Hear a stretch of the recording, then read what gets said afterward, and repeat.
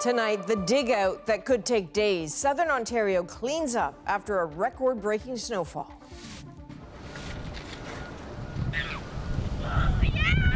Schools closed, flights canceled, roads, well, they're a mess.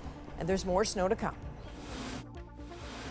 Ottawa announces more cash for Canadians struggling to afford groceries. Canadians need a boost today. What the GST rebate changes mean for you and why the Prime Minister is now facing questions about a spring election. The invisible toxic gas causing lung cancer in Canadians. What was I breathing in for so long, for all those years? Dangerous levels of radon hiding in some 10 million homes. Canadians are amongst the most radon-exposed persons on this planet. We break down how to protect yourself and the calls for governments to step up. From CBC News, this is The National with Chief Correspondent Adrian Arsenault. Thanks for joining us. The mayor of Canada's largest city is asking for patience tonight after a fierce winter storm walloped the area. A record-breaking amount of snow fell, and while crews are trying to clear it, that work could take days. Toronto saw its largest snowfall in a single day with 56 centimeters downtown and 46 centimeters at Pearson Airport, where disruptions continued tonight. The storm also buried vehicles, blanketed sidewalks and roads, creating some pretty dangerous conditions. Now, while Canadians are used to snow, this was so much. Some are comparing it to the storm in 1999 when Toronto called in the military. Jennifer Yoon shows us how the city and residents are coping this time. Digging out. It's a bit of a Herculean task. After a record-breaking storm in Canada's largest city. I think that being Canadian that we're 100% allowed to complain. So bleh. 56 centimeters of snow fell on downtown Toronto Sunday, the most that has ever been recorded in a single day. The event itself in Toronto was probably historic, given the fact that we're shattering records. The city got more snow over several days back in 1999 when the army was called in for help. But this time, the mayor says it's under control. I don't think we are. We need to bring in the army. But she is asking for patience. City workers are plowing the streets, but then the snow will need to be removed. Cleanup is going to take days. Tomorrow's commute will be better than today's. And what a messy commute it was today. No subway line 2, no subway line 1, both for downtown. Subway, bus, and streetcar services all disrupted. Working from home would have been a nice option. The roads weren't much better either. It's a sheet of ice out here. Slippery conditions on highways with 200 crashes in and around Toronto over the past 24 hours, as well as a fatal collision in Kitchener where a woman was killed after losing control of her car and driving off an overpass. The snow and the road conditions obviously played a factor in this collision. At Toronto Pearson Airport, crews still digging out. More than 100 flights were cancelled. It's 5 million square meters that have to be cleared. But the snow is also bringing some joy, particularly for kids who are on a toboggan hill instead of a classroom after most Toronto area schools called a snow day. Going tobogganing, this is a good day for it, but you might get snow shot on your face. And there's more snow forecasted, though not nearly as much as what fell over the weekend. Good news for the kids, bad news for city workers working to clear the streets who really don't need any more snow. So Jennifer, a question that occurred to a lot of us last night as we were shoveling, where is all the snow going? Well, it won't melt on its own, that's for sure. Temperatures are forecasted to stay well below freezing for at least a week. So the city says its plans to move the snow into storage sites and melt it down there, but that's only after city workers are done plowing first. All right, thank you. That's Jennifer Yoon in Toronto. So the storm is moving to Atlantic Canada, bringing extreme cold and snowfall warnings. Some areas could see between 20 and 30 centimeters of snow, while parts of Nova Scotia could get up to 40 centimeters. Some schools and government buildings there were closed. Dozens of flights have been canceled, with more disruptions expected to continue on Tuesday. The United States is also cleaning up tonight after a monster winter storm there. More than 20 people are dead, thousands still without power. And as Paul Hunter tells us, after the snow comes a new concern: dangerously cold temperatures. From the U.S. Capitol, where the novelty of it all happily ruled the day. Last time we had like this much snow was probably like 10 years ago. To the far south, this, believe it or not, is Texas. And from typically winter light Tennessee, where the snow, ice, and wind have brought broad power outages expected to last days, up to all those places that do get snow. This is Boston. And this is Pennsylvania, where, in a word, it was Wild, wild, wild, wild. in New York City, where, yeah, they're used to it, if not always entirely ready for it. It's really deep. We're getting there. The consensus was clear. It was a monster storm. A day after, thousands of flights were canceled during the storm, thousands more canceled and delayed after the storm. And as Americans shoveled, plowed, and cleaned up from it, now a blast of Arctic air, yes, from Canada, has left a giant swath of the U.S. bracing for even icier cold. So in Louisiana, they're preparing warming shelters. It's more likely that things are going to get worse before they get better. More than 20 people across the country lost their lives in the storm, some from hypothermia. 7 were killed when a private jet crashed in Maine. And north of Dallas, a 16-year-old girl was killed, another critically injured, when the toboggan they were on, towed by a vehicle, hit a curb and rammed into a tree. It's kind of shocking. I don't know what they told their parents what they were doing. There's also a massive dollar cost to the storm. In the U.S., this one's already estimated at more than $100 billion. All right. From the wintriest blast of the season so far. Paul Hunter, CBC News, Washington. Back at home, millions of Canadians can soon expect a boost in their GST rebates, meant to help them afford the basics that keep getting more expensive. Rafi Boudjikanian with who can expect how much and whether this plan stands a chance in this minority parliament. Prime Minister Mark Carney taking aim at Canadians' pocketbook issues just as his MPs return to Ottawa. So orange juice is up 12% year on year. Ground beef up 19%. Canadians need a boost today. The government is raising the GST rebate for low and middle-income Canadians by 25% for the next 5 years and adding a one-time top-up of 50% this year, meaning a family of 4 could get nearly $1,900. Ottawa says it will help more than 12 million people. It's helpful to the family with a big lots of kids. I think it's significant, but I hope that the government thinking about that, they're thinking about the bigger picture. Food Banks Canada says it was asking for this type of benefit, even met with Carney's cabinet last week. We've seen record levels of food bank use, so 2.2 million visits in a single month in 2025. We need targeted measures. Also announced $500 million for food suppliers to increase productivity, another $20 million for food banks. Conservatives say they'll let a GST rebate bill pass in the House, but say cutting taxes should be the priority. There's the Liberal fuel standard tax, which is 7 cents a litre on farmers, truckers, and those who bring us our food. There's the industrial carbon tax. But in a minority parliament, there will be more legislative battles. Still, Carney is dismissing the idea he's angling to send Canadians into a spring election. You can't draw that conclusion at all. Tell me that. Well, of course we're not. We're not. We're focused on results for Canadians. After a series of floor crossings and resignations, Carney begins this sitting just 2 seats shy of a majority. So a lot depends on what cooperation he's able to get from opposition parties. Rafi Boudjikanian, CBC News, Ottawa.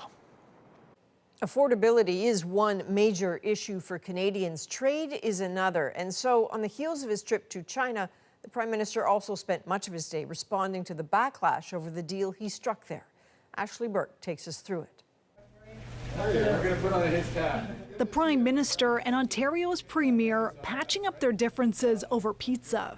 We are one country We're Team Canada, both of us. Doug Ford meeting with Mark Carney and the federal industry minister after calling the deal Carney just struck to allow thousands of Chinese EVs into Canada terrible. We're moving forward. We're in a very challenging time right now across the country, especially with what we're facing with south of the border. 2025 was about reacting to what is happening in the U.S. 2026 will be about being proactive, having a plan, stick to it. Welcome. Since Carney's China deal and speech in Davos viewed as critical of the U.S., Donald Trump's threatened 100% tariffs on Canada, rescinded his invitation for Carney to join his Board of Peace, and referred to him as governor online, a slight once reserved for Justin Trudeau. In this role, you get called a lot of things, a lot of time, and I'm not going to comment on every tweet or truth or comment from whoever, so I can handle it. He says Trump is likely positioning himself ahead of the review of CUSMA. The president is a strong negotiator, and I think some of these comments and positioning should be viewed in the broader context of that. His Minister for U.S.-Canada Trade spoke to Trump's trade representative, Jamieson Greer, to assure him Canada doesn't have a free trade deal in the works with China. I was reassured that Ambassador Greer understood very clearly what the agreement is and what it's not. Dominic LeBlanc says he's expected to head to Washington in the next few weeks as Canada, the U.S., and Mexico get ready to review their free trade agreement. Ashley Burke, CBC News, Ottawa. There was sadness on Parliament Hill today, too, as it was announced former Liberal Cabinet Minister Kirsty Duncan had died following a long battle with cancer. Our dear friend, Kirsty Duncan, has passed, and I thought it would be most appropriate for the House to have a moment of silence. MPs remembered her for her courage, her compassion, her kindness. Former Prime Minister Justin Trudeau said he was lucky to call her a friend. Duncan was elected 5 times in the Toronto riding of Etobicoke North. A former athlete and scientist, she served as Minister of Science and Sport and Minister for Persons with Disabilities. Well, Donald Trump's White House seems to be changing course in Minneapolis after days of public rage over the fatal shooting of 2 people by federal ICE agents. Katie Simpson shows us who's set to take over a mission that many want ended. Greg Bavino, the widely criticized Border Patrol leader heading ICE operations in Minneapolis, is on the way out, along with some agents, to be replaced by U.S. Border Czar Tom Homan, part of a shakeup and apparent tone change by the Trump administration. It is President Trump's hope and wish and demand for the resistance and chaos to end today. Donald Trump posted on social media he had a very good call with Governor Tim Walz and said they seemed to be on a similar wavelength. It comes after federal agents fatally shot Alex Preddy, sparking backlash in the form of protest and court challenge. After a high-stakes hearing, a judge will decide whether the surge in ICE resources is unconstitutional. The federal government doesn't have any right to try to flood us, threaten us with retribution, and to coerce the state of Minnesota into complying with Trump policy. Inside that same federal court, an unexpected commotion. The family and friends of a man wanted by federal agents came with him to surrender. Love you. Stay strong. Jose Roberto Ramirez, an American, was mistakenly arrested by ICE agents. Why'd you hit him? No! Though eventually released, authorities allege he broke the law during this incident and later issued an arrest warrant. It's a paramilitary occupation. People have no rights. In this moment, people seek comfort wherever they can. Some finding solace outside the Veterans Hospital where Alex Preddy worked. I have so much anger and sadness inside me. And I came out here because I know other people feel the same way, and it's hard to hold a sign that says hope. But I know that this is the right thing to say. Spending another day in Minnesota, the thing that really stands out is that sense of anger, a white-hot rage, as it was described to be by several people. And Katie, these changes from the Trump administration, they appear to be an attempt to ease tensions. Yeah, removing Greg Bovino is a really big deal. He's the one that said without any evidence that Alex Preddy was attempting to massacre federal agents. But the Trump administration at this point has zero to no credibility with most of the people we've been speaking with here who say they won't be satisfied until ICE is completely gone. All right, that is Katie Simpson in Minneapolis tonight. Israel says it has recovered and repatriated the remains of the final hostage held in Gaza, a 24-year-old police officer named Ran Gavili. Carney is back. There are no more hostages in Gaza. In Israel, his remains were met with tears from his family, a show of respect from his fellow police officers and the many citizens who lined the route. This recovery paves the way for the next phase of the U.S. ceasefire plan and potentially the reopening of the Rafah border crossing with Egypt. Well, Ryan Wedding pleaded not guilty today in a U.S. federal court. Prosecutors accused the former Canadian Olympic snowboarder of running a deadly international drug ring while dodging police for 10 years. But as Thomas Degg shows us, questions remain over how exactly he was finally arrested. In a prison jumpsuit, the accused Canadian kingpin who evaded capture for a decade finally answering to a slew of charges, including murder, drug trafficking, witness tampering, and money laundering. Mr. Wedding entered a not guilty plea to both indictments that he's been charged with. The indictments are not evidence. Ryan Wedding's lawyer signaling he'll fight the charges. Days after the Olympic snowboarder turned fugitive was flown from Mexico to California, though it's still not clear just how he wound up in U.S. custody. Any spin that the government in Mexico is putting on this, that he surrendered, is inaccurate. In Mexico City, President Claudia Sheinbaum pointed to this social media picture, purportedly showing Wedding outside the U.S. Embassy last week, saying it's proof he voluntarily surrendered. But CBC News has found that picture was actually generated by artificial intelligence. Despite tremendous roadblocks and challenges, our American law enforcement team was able to apprehend him. The FBI's manhunt ramped up last year after a hit squad in Colombia assassinated a key witness. The witness was gunned down in a restaurant in Medellin before he could testify against Wedding. Wedding is also charged with 3 murders in Ontario, all being prosecuted in California. An unusual arrangement, all because of his alleged criminal network's ties to the Los Angeles area, where they're said to have used stash houses to move truckloads of cocaine. I don't like his chances of being able to successfully challenge jurisdiction. It's a challenge that could be made. In court, Wedding confirmed his name, saying, "Yes, Your Honor." If convicted, he faces life in prison. Thomas Dagg, CBC News, Toronto. Ottawa is giving Ontario's Marineland conditional approval to export 30 beluga whales and 4 dolphins to facilities in the U.S., avoiding potential euthanasia. They will be safe and loved and cared for, and the facilities proposed are beyond incredible. The news clearly a relief for that former beluga trainer. Marineland closed to the public in 2024. The company said if it couldn't ship the whales abroad, it would euthanize them. The federal government says it is awaiting final details before issuing permits to send them south. Well, there are new warnings tonight that more U.S. fighter jets could end up in Canadian airspace if a deal isn't reached to buy more American planes. The structure that we see for NORAD would have to be altered. How Canada's Air Force is responding. And the price of gold reaches new heights. In the New World Order, you want something that is not under the influence of government. 80% in just 1 year. What is behind the massive spike? As in golden days. And a goose named Gord makes a name for himself. He likes to talk over me, as you can see. We're back in 2.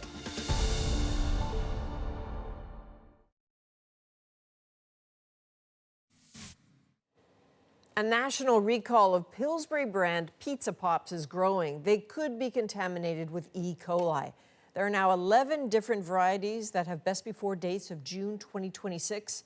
So far, there have been 23 cases of illness, linked to the recalls, with 5 people hospitalized.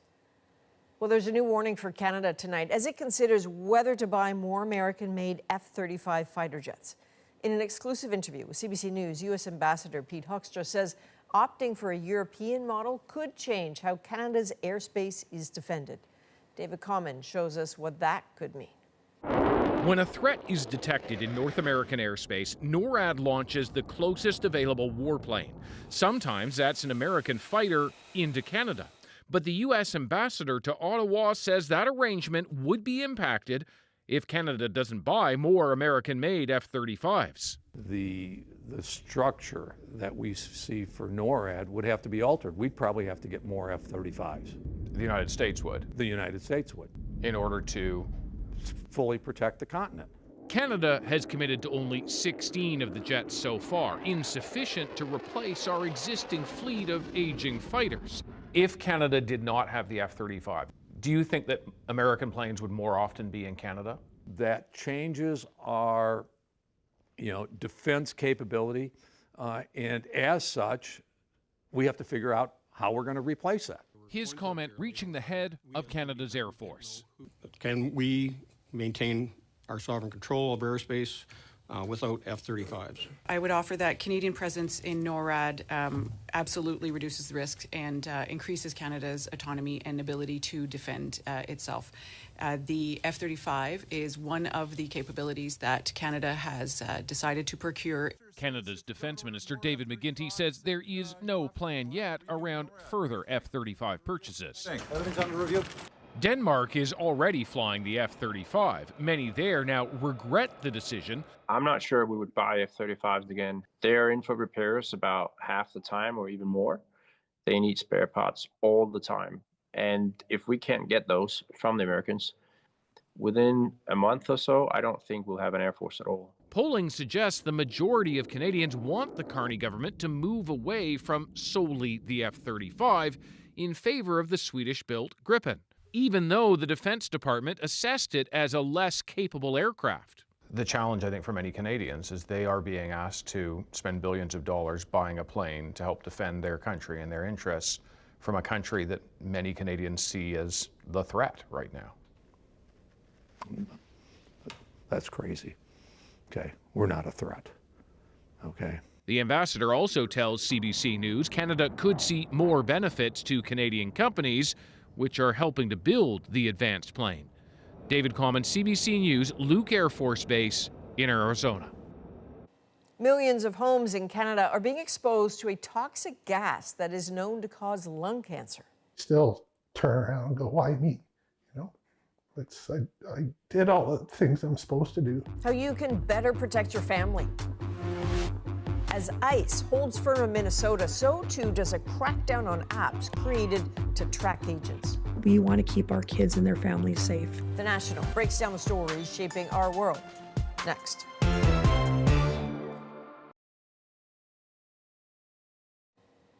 The price of gold hit another new high today, and silver is setting records too. Nisha Patel now with what is driving the rush to invest in precious metals and the impact that is having on some businesses and consumers.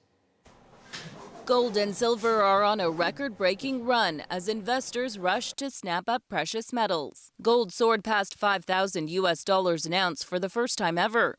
The price has almost doubled over the past year.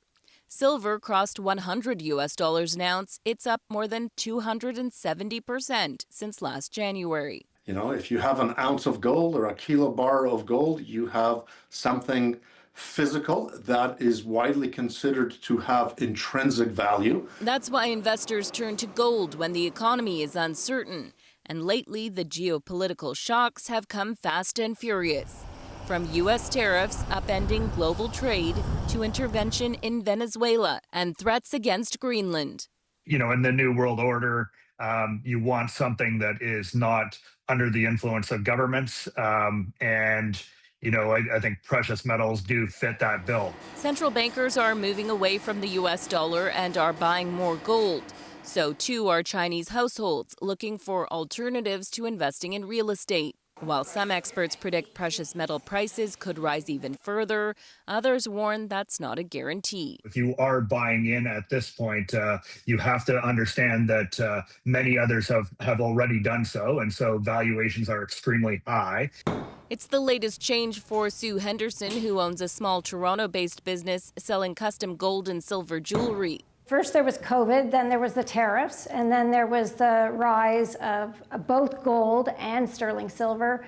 Not to mention the weather, it's been challenging. She held off on raising prices last year in an attempt to attract customers. But now with the cost of her raw materials climbing, she has to adjust. But the prices are so high, we can't ignore it. We will be raising most of our real gold prices in the next couple of weeks. Because there's no telling when this gold rush could end. Nisha Patel, CBC News, Toronto. Now it's time to dig deeper into the stories shaping our world. U.S. citizens using mobile apps to keep tabs on ICE activity. We need to be able to have a set of tools to create some sort of way to inform individuals of their rights. What the government is doing to thwart them. But first, millions of Canadians are living in homes with a silent killer. Radon is on the rise, and there's no early test for the damage it may be doing. It was your basement that gave you this cancer, you know. It's the house that's going to kill you. Lauren Pelly takes a deep dive into Canadian cellars where this natural occurring gas comes from. She looks at who's at risk and what can be done about this.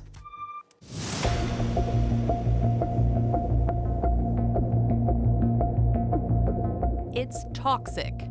What was I breathing in for so long, for all those years? You can't see or smell it. It's completely invisible to human senses. And millions of Canadians have no idea it's hiding in their own homes. We're talking about radon, a radioactive gas that's the top cause of lung cancer among non-smokers. Research shows an estimated 10 million people across the country are living in houses with high amounts of radon, and the number of homes with dangerous levels has more than doubled since 2012. Scientists are trying to tackle this hidden threat to prevent deadly cases of lung cancer. The goal is to save lives, but as we found out, that's an uphill battle.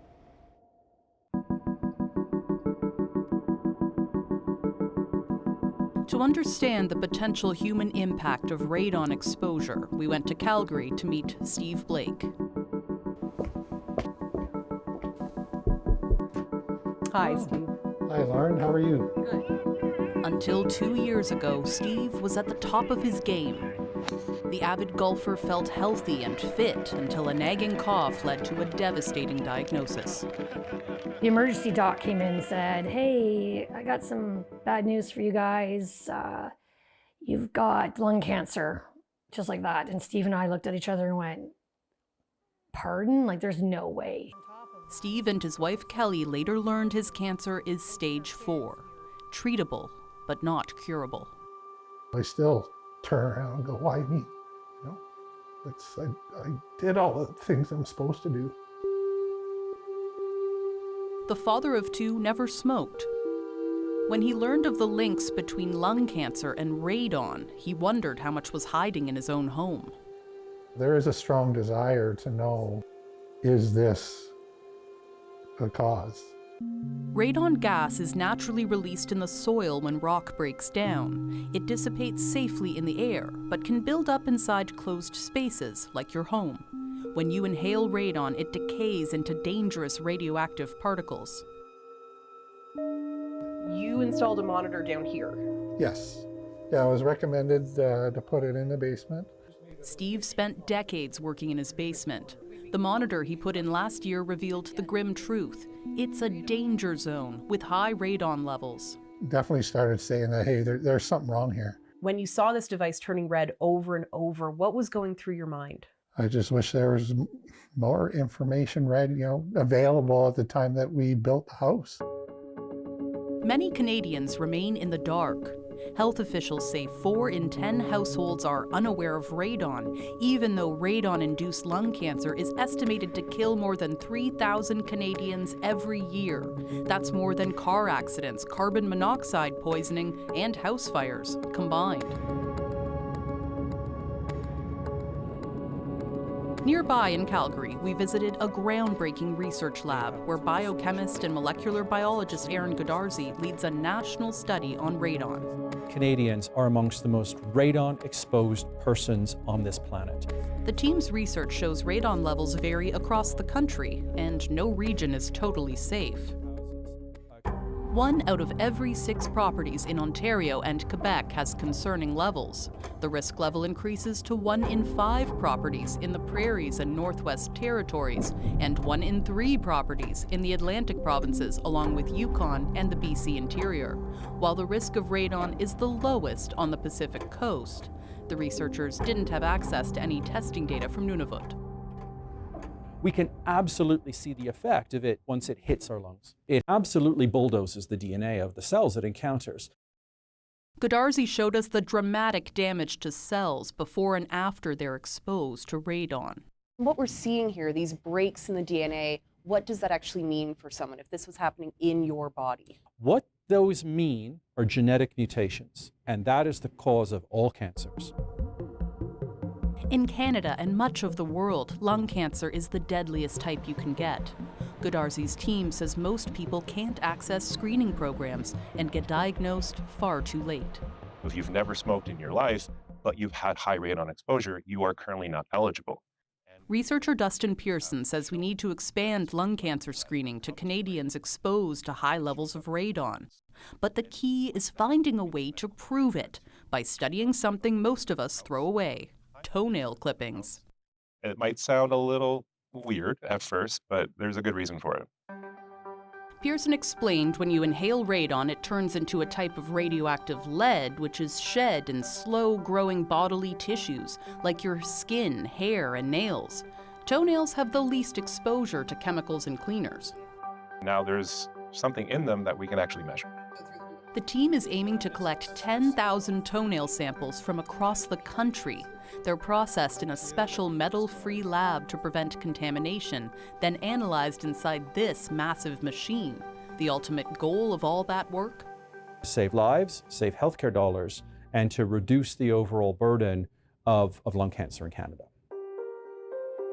So what about all the houses across the country that could be slowly exposing people to toxic radon? The only way to know what's happening in your own home is to have it tested by a professional or by installing a monitor. So if someone has high radon levels, how much does mitigation work actually cost? Well, first, if you need to test, radon monitors are sometimes given out by regions for free. But if you're paying out of pocket, they can cost around $200. And the actual mitigation systems can be anywhere from $2,000 to $5,000, and sometimes much more. We tried to figure out how Canadians pay for all this and whether there's any government support. Ontario uses its home warranty program, while Manitoba lets you spread out costs over your hydro bill. But really, it's very patchwork. Most provinces don't have any grants or funding for radon mitigation, and there's no one federal program covering the whole country. We know that cost is a significant barrier to people actually taking action on radon. Sarah Butson is head of the Canadian Lung Association. She says charities like hers try to fill the gap. If you know that you can't afford actually mitigating on the other side of that, why test? Last year, Butson says the organization doled out around $150,000 to help roughly 100 households afford mitigation work. The reality is that programs like ours are at capacity, and so we need more support to actually be able to fill that gap even further. The last leg of our journey took us to Ottawa. We brought a long list of questions for the experts at Health Canada. Hi, nice to meet you. Inside this lab, scientists like Pavel Makarski are working to protect more Canadians from the dangers of radon. We have the wide range of detectors that you can see here. You can see that they come in all shapes and sizes. The team tests out home radon detectors for accuracy inside this sealed chamber. Another device shows what happens when radon breaks down into alpha radiation. It contains a cloud of alcohol vapor, and when the radiation passes through, droplets form along those paths. It's really hard to picture what radon looks like, but this gives us a sense of what happens when that radiation hits your lung tissue. It looks like a battleground. The team's research informed a major update to the Canadian Building Code, just released in December 2025. It now requires newly built homes to have a passive radon stack, acting like a chimney to funnel the gas outside. It's going to take a while because it needs to be adopted by provinces and territories, but long term, we are going to be building homes in Canada that have less radon in it. For Canadians who want to update existing homes, Health Canada's manager of radon outreach, Kelly Bush, says that's up to the provinces as well. We definitely want to see more provinces coming on board and having funding programs that are available to Canadians so that they can mitigate more easily. Without more awareness and support, many Canadians could keep living in homes with high radon levels without ever knowing it, just like Steve Blake. He's hopeful experimental treatments will extend his life, and he's now installing a radon mitigation system in his home, even though there's no way to prove what caused his stage 4 lung cancer. There's no test that they can, blood work, whatever they could pull from me and conclusively say it was your basement that gave you this cancer, it's the house that's going to kill you. Lauren, a lot of really good reporting there on something many people might not know much about, but I can practically hear people at home saying, okay, but now what? What do I do right now? Well, the first thing you can do is just test your home. This is actually the best time of year to do it in these winter months when we're closing up our home, potentially trapping more radon gas. And Health Canada says you should test for at least 3 months. If you do have high levels, you can install a mitigation system. It doesn't actually take that long. And for many Canadians who want to reduce their risk of cancer, the cost is probably worth it. Okay, good tips. Lauren Pelly, thank you. Thank you.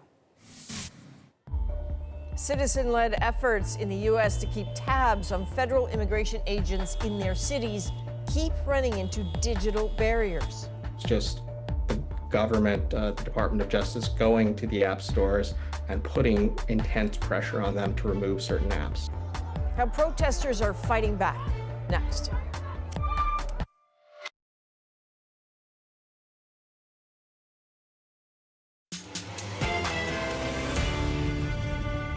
People in American cities are using tech to track the location of ICE agents and report on what they're doing. Basically, if you see something, you could tap on the map and everybody within a 5-mile radius received a notification. Advocates say the apps are protected speech. The government says they are a threat.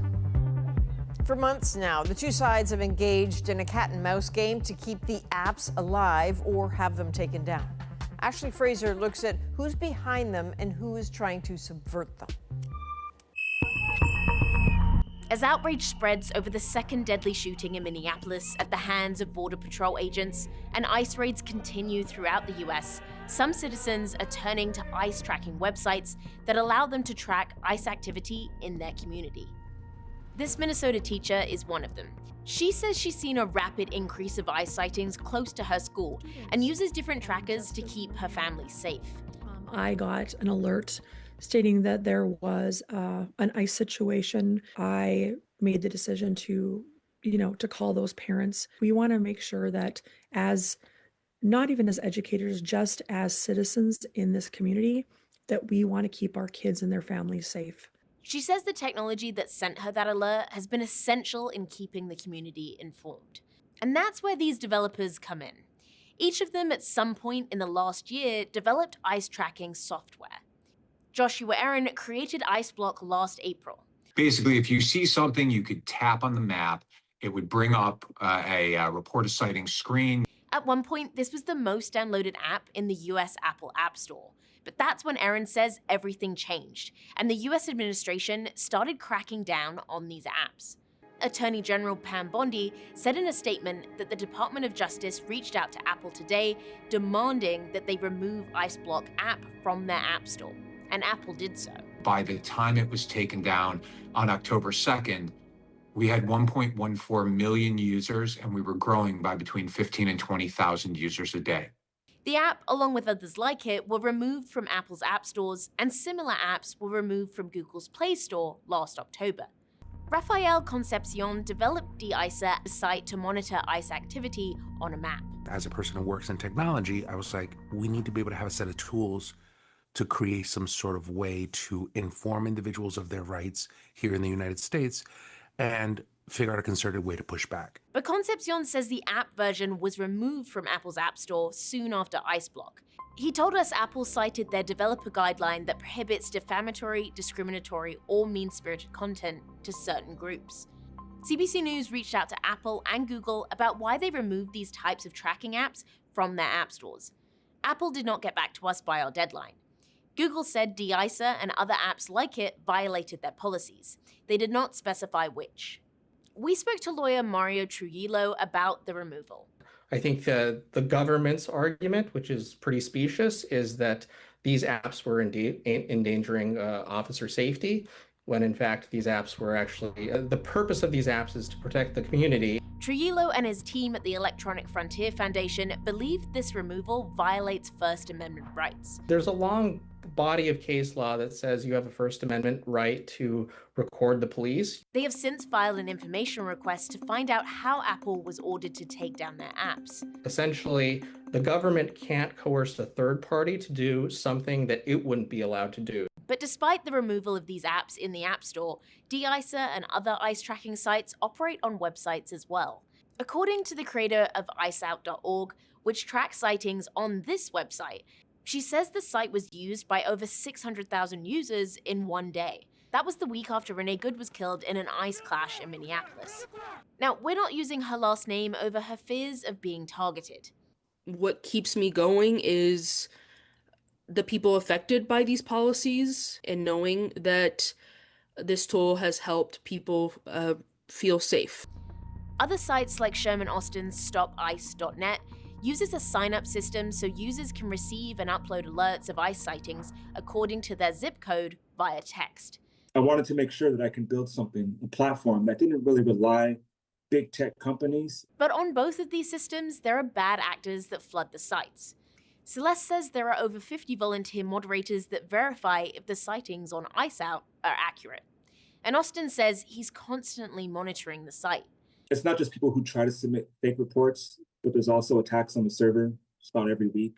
So Celeste and Austin work with volunteers and coordinate with organizations on the ground to try to confirm all the reports they receive. So we do ask for detailed information, location, what they were wearing, how many officials, vehicles, as much detail as possible to add credibility to sightings. Now for Joshua Aaron, whose IceBlock app continues to be blocked in app stores, he's taken up a suit with the DOJ to fight the takedown.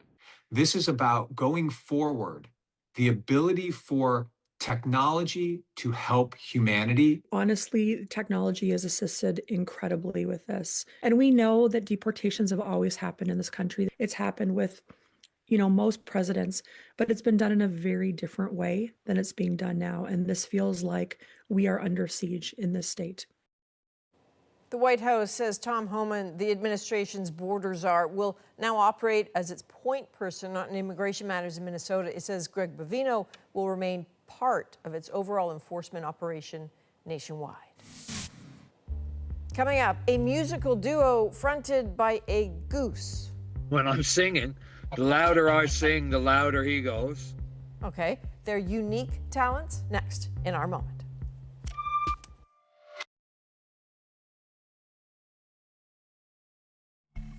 This is Neil Simmons playing guitar with Gord the Goose. So this happy pair jamming out in Greens Harbor, Newfoundland. So Gord the Goose's full name, by the way, Gord Downey, of course, and Gord and Neil have become pretty popular, and it is their relative rise to fame that makes our moment.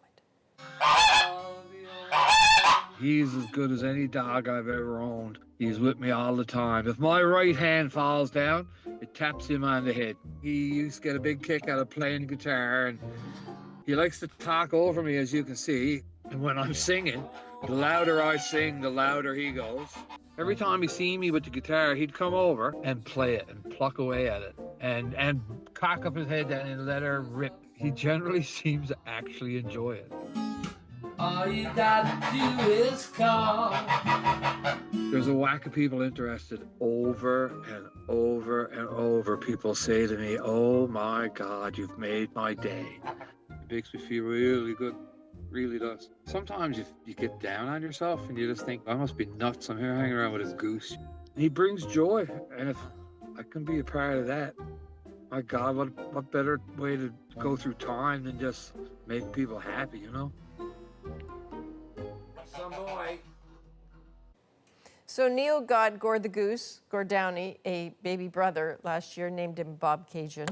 You can get the theme here. But Bob Cajun isn't particularly interested in music. They're still working on it. They're friends. He's just not quite as talented as Gord. From all of us at The National, thanks for being with us. I'm Adrienne Arsenault. Take care.